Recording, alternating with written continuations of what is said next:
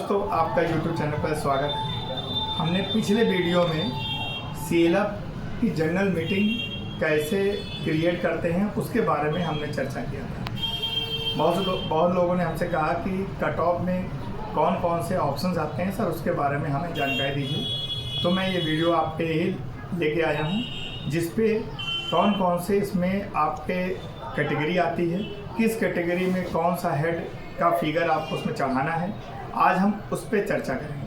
तो दोस्तों जैसे आपने जो आपके सीएलएफ की आईडी बनी होगी उसी तरह से आप लॉगिन करेंगे, फिर उसको ओपन करेंगे जहाँ पे आपने क्रिएट किया होगा और उसी पे जहाँ कट ऑफ का ऑप्शन आया होगा हम उसको ओपन करके आपको दिखाते हैं किस किस तरीके से आप इसको फीड कर सकते हैं। दोस्तों देखिए दोस्तों, आपको जो आईडी मिली होगी या आपने क्रिएट की होगी हम उसको बनाएंगे और देखिएगा जो आपने जब पिछले मीटिंग में आपने देखा होगा हमने कट ऑफ का एक इस तरह से जनरेट किया था मीटिंग का, इस तरीके से आपका आ जाएगा।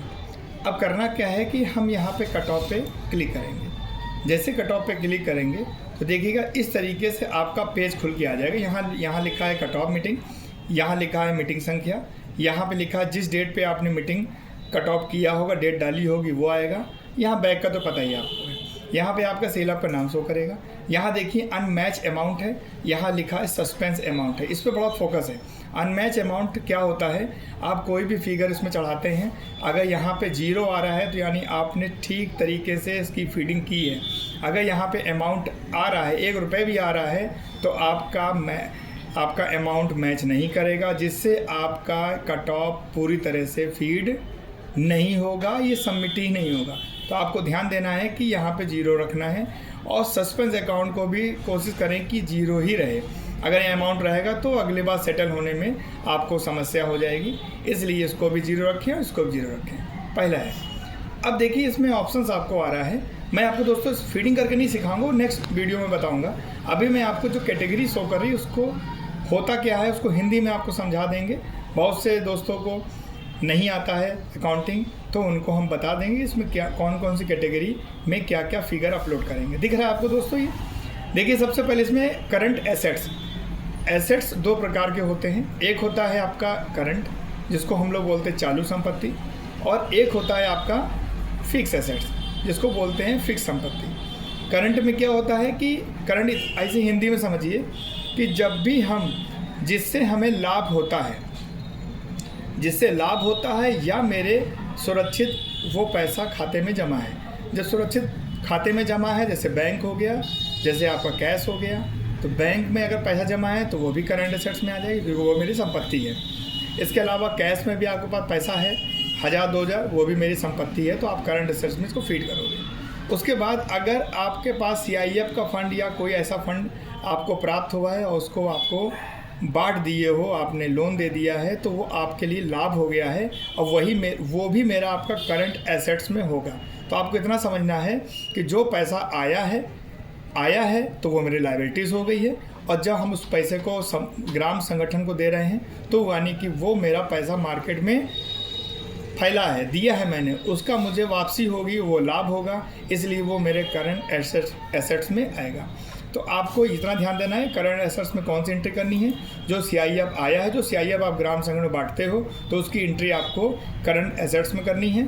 और बैंक में लास्ट अमाउंट जिस डेट पे आपने ये कट ऑफ किया है उस डेट देखिएगा, जो बैंक का अमाउंट होगा वो आपको यहाँ फीड करना है, ताकि आपको मैच करे कि जो बैंक में बैलेंस है वो और जो सीआईएफ बटा है वो। उसके बाद फिक्स में एसेट्स क्या होता है, जो आपने संपत्ति खरीदी हो।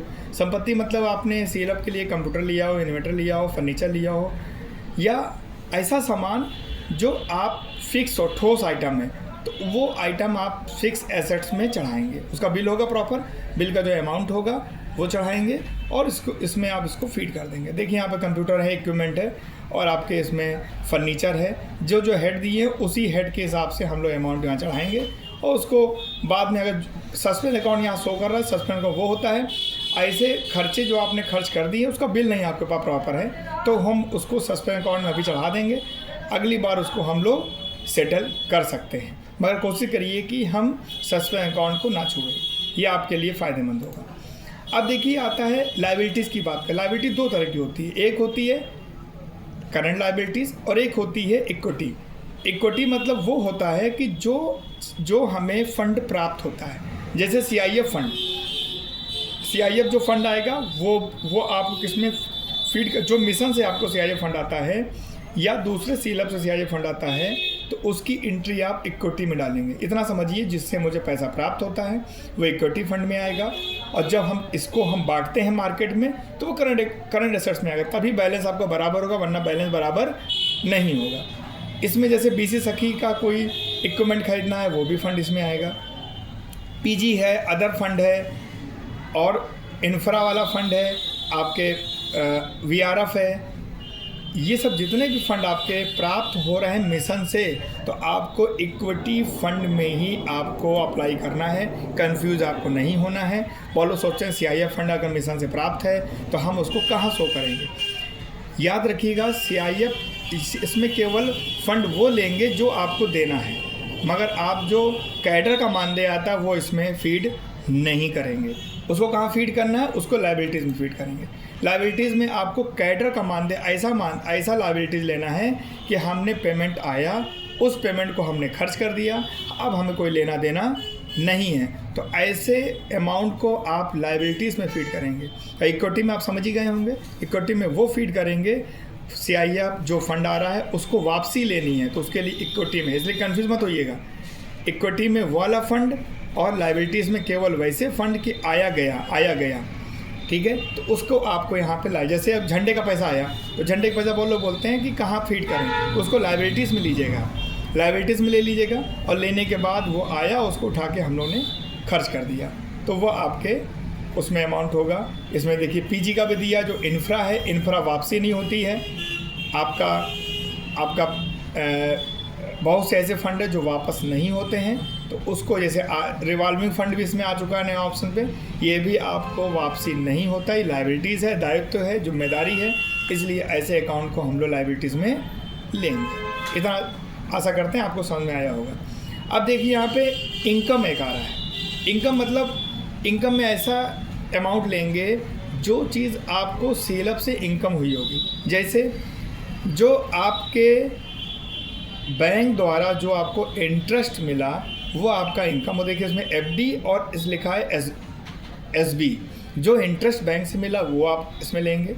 इसके अलावा जो मेंबर द्वारा आपको पैसा आया है, जो ब्याज आया वो लेंगे, रेंट ले रहे हैं, पेनाल्टी है, या अदर इनकम में इसको आप शो कर सकते हैं। अदर इनकम में भी कुछ ऐसे अमाउंट होते हैं जो अदर इनकम में भी आप इसको कर रहे हैं, तो वो इनकम के रूप में आएगा। ये लायबिलिटीज़ नहीं है, ये मेरा प्रॉफिट हो गया।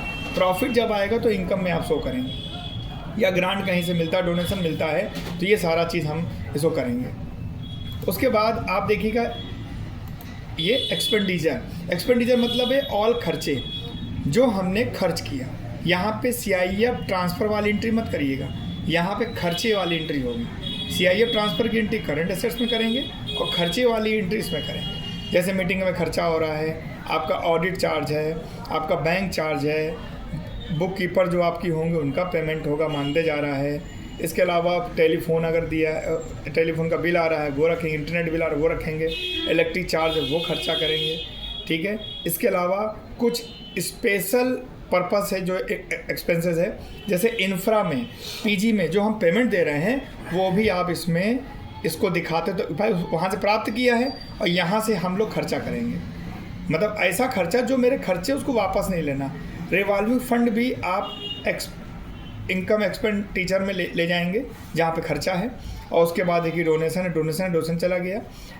इसमें सारा वो चीज़ है जिसमें हम लोग पेमेंट कर रहे हैं। रेंट और जितना भी है, TDS है, वो सब है, ट्रैवलिंग एक्सपेंसेस है, वो सारा खर्चा हम लोग इसमें करेंगे। तो ये चीज़ दोस्तों आपको मैंने जानकारी दी है, और उसके बाद लास्ट में आप इसका जब फिलअप कर लेंगे तो आप इसको डाउनलोड समरी कर सकते हैं, वो आ जाएगा। और इतना ध्यान रखिएगा ये जो अनमैच अमाउंट है वो 0 होना चाहिए।